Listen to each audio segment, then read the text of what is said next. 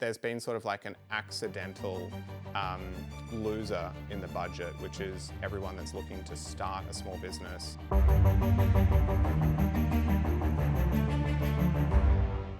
James Bowe, welcome to the business. Great to be here. Thanks for having me, Alicia. Can you give us a bit of an overview of what Own Home does?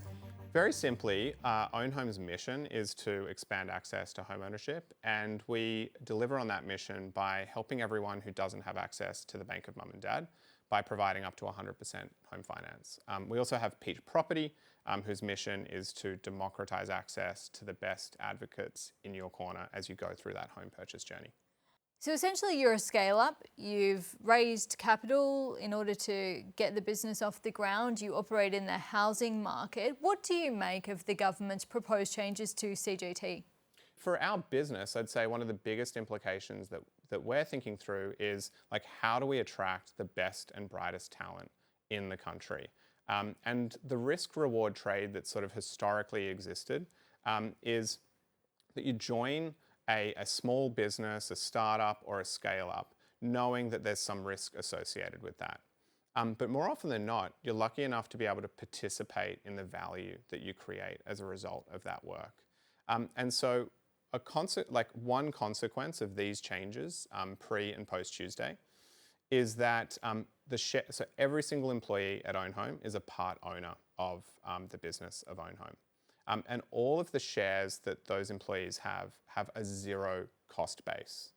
And so you can't scale zero by any indexation approach. And so what existed pre-Tuesday was some discount on that capital gain, just like it existed for property.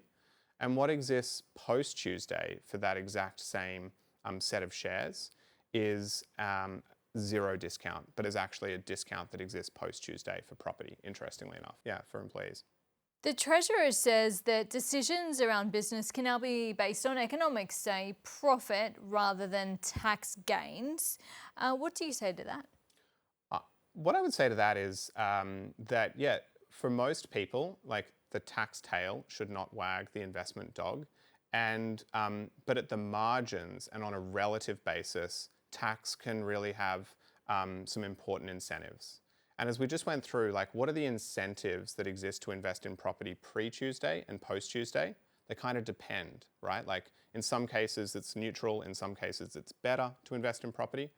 But on a relative basis, post-Tuesday, it's actually, in many cases, better to weirdly invest in property versus, say, start a business with the $10 in your pocket. There's been a lot of high-profile people posting on social media. There's been a lot of talk in the startup community about having to shift offshore. Do you think businesses are overplaying their hand when it comes to the idea that they'll have to take their business elsewhere? I think that what a lot of the noise is sort of like fundamentally motivated by is this notion that, we have real momentum. And we can see that we're on a train with a clear path to becoming, not just the lucky country, but the clever country. And there's this sense that that momentum has been derailed. And I think somewhat like accidentally derailed. And it was actually, Bob Hawke, who 30 years ago declared that Australia has to aspire to become the clever country, not just the lucky country. The Treasurer is really at pains to say he's consulting with the startup sector. What have you heard? So I am really energised that the Treasurer is consulting with the startup sector. And I'm really confident that this is a really well-intentioned set of policy changes with regards to negative gearing and capital gains tax reform. But there's been sort of like an accidental loser in the budget, which is everyone that's looking to start a small business, start a business that can have a massive impact on a global scale, or join one of those businesses. Now, your business is getting people into homes. The government is trying to achieve that same objective with its changes to negative gearing and the capital gains tax discount. Its intention is on net to get more people into their own homes. Do you think it will do that?